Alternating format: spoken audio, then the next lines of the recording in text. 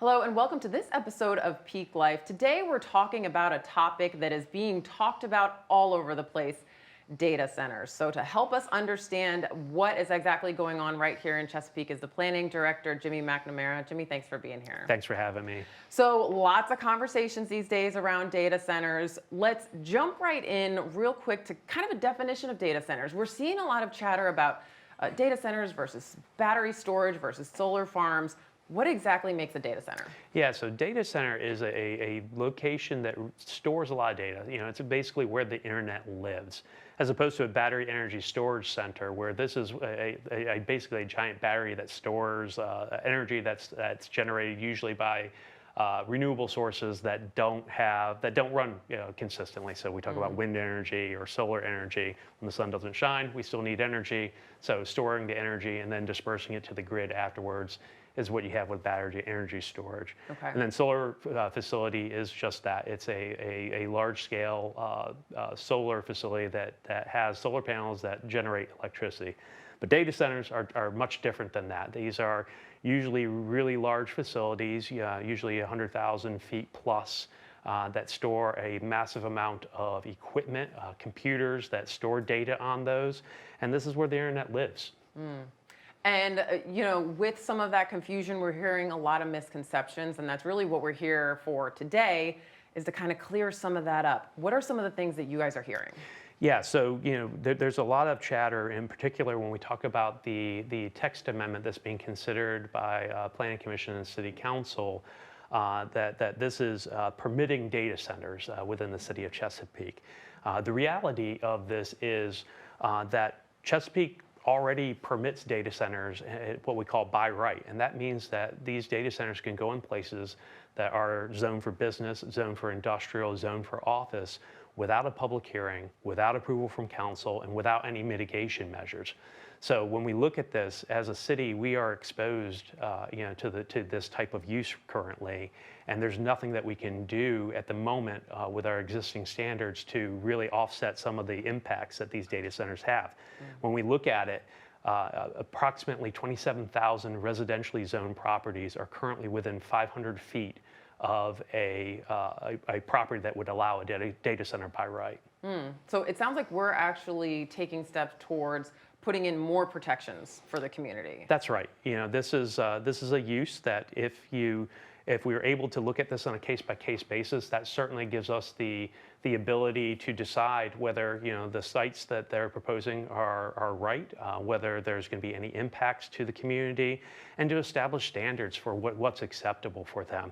And this is really in response to a large community uprising when it came to the data center that was being proposed in the Etheridge Lakes area from last year. City Council adopted an initiating resolution directing us to take action to establish these standards so that we could protect citizens and to analyze this use.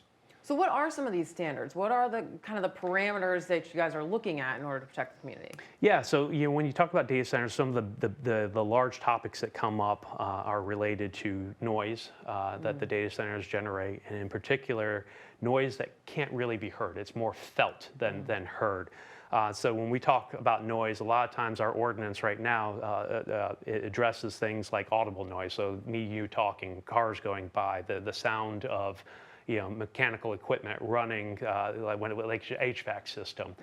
However, when we look at these large-scale data centers, a lot of the noise that's generated by them is a very low scale. So it's something that you can't really hear with the ear, but you can kind of feel it. It's like a low rumble. Wow. So we call it the DBC scale. So this DBC scale, there's been a lot of work done, particularly in Northern Virginia, to establish standards that are acceptable. And as part of our due diligence for proposing this text amendment, one of the things that we did is we went up, we met with some of these localities to talk about some of the issues that they've had, their lessons learned, And quite frankly, we were able to borrow some of their standards because they've done so much work over the past couple of years. We're taking that good work and we're incorporating it into the ordinance that's being proposed. That's great. Yep. Talk to me a little bit about safety. Are there safety concerns out there? Yeah, these are very complicated facilities. When we're talking about so much electrical equipment and such being placed within one building, it's really critical to have appropriate fire safety standards that are in place. Fire was the fire department was one of those partners that went with us up to the Northern Virginia localities. We were able to sit and talk with the fire departments up there. They have established standards, and our fire department has done a great job of being involved, reviewing the standards, and then proposing standards that would be included within this text amendment as well. Okay.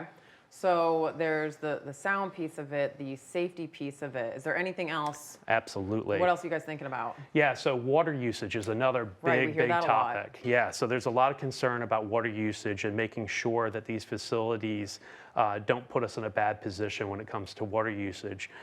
So one of the things that we looked at is, how are these facilities served?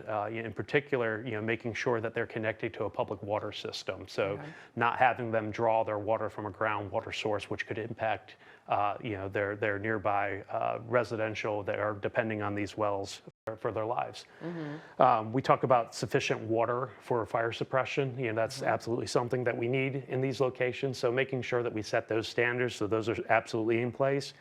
And then when we talk about the types of systems used to cool the equipment, and that's usually what the water is used for, we recommend that they use a closed loop liquid cooling system. And what that means is it's a closed system, so it recycles the water as much as possible, and it's just not new water coming in on a constant basis.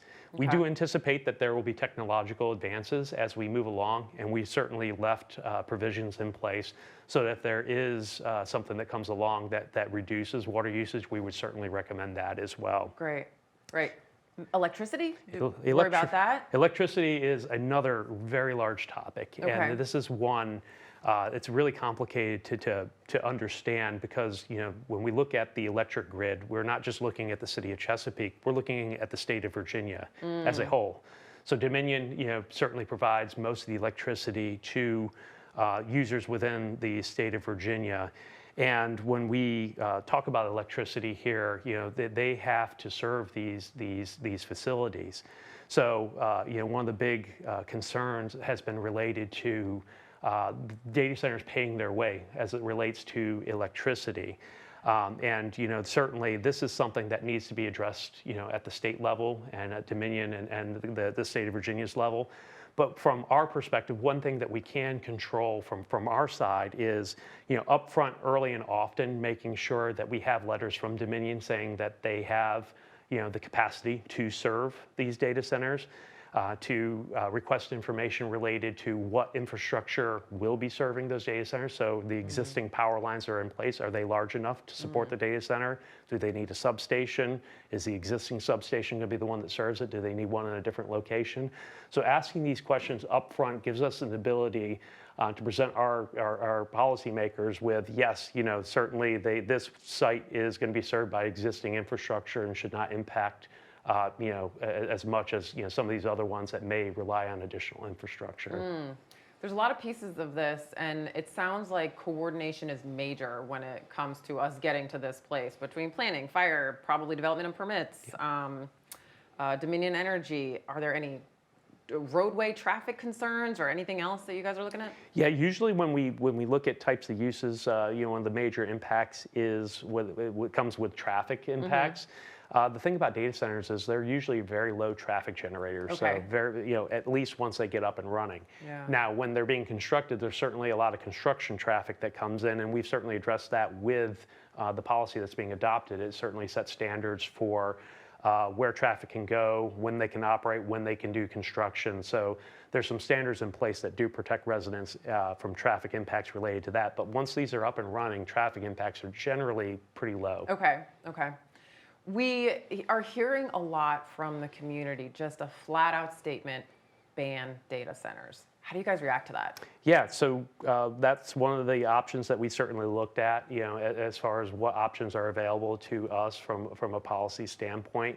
And an outright ban, a moratorium, is something that we just cannot do based on existing law at this time. So Okay. a ban is not on the table, but what we can do is really put in place, what it would take to operate in a safe, in a compatible manner to make sure that we're protecting residents. Okay.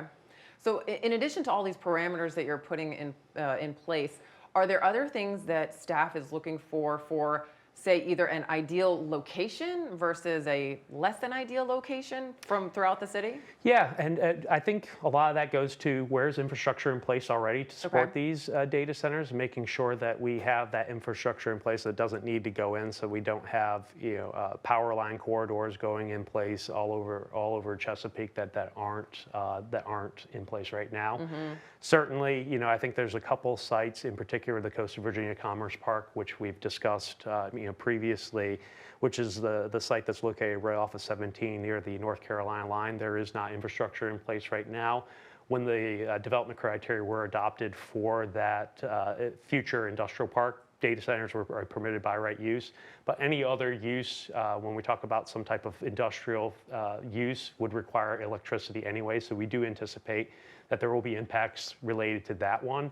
But the majority of the areas that we would deem to be compatible would already have infrastructure in place. For example, one of the things that's recommended, if we're looking at sites, that they be located within a half mile of an existing power line corridor. Okay. So that we limit the impacts. Okay.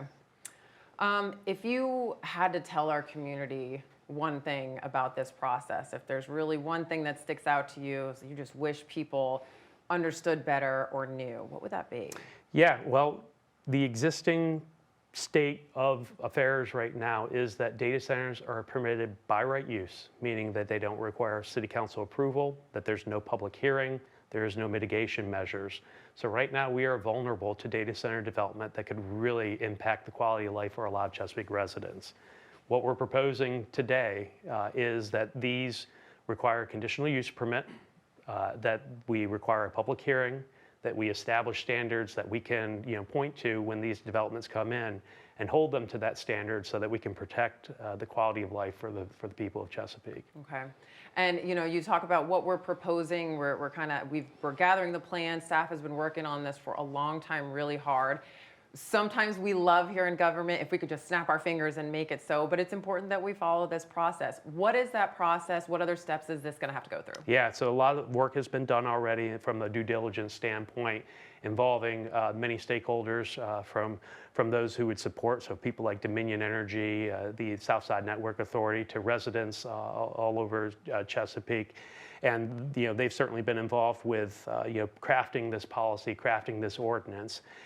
Where we're at right now is that we need to go before Planning Commission and City Council to ensure that what we are recommending as staff is appropriate. And this gives the public a chance to come out to provide input for City Council and Planning Commission to consider, and as we move forward with this ordinance. Great. We're going to put a little bit more information up on the screen as far as next step. Is there anything we forgot, Jimmy? I think we've got it. Great. Thank you so much for helping us understand more about this really complex issue. Jimmy McNamara, the Director of the Planning Department. That does it for this episode of Peak Life. Thank you so much for watching. We'll see you next time.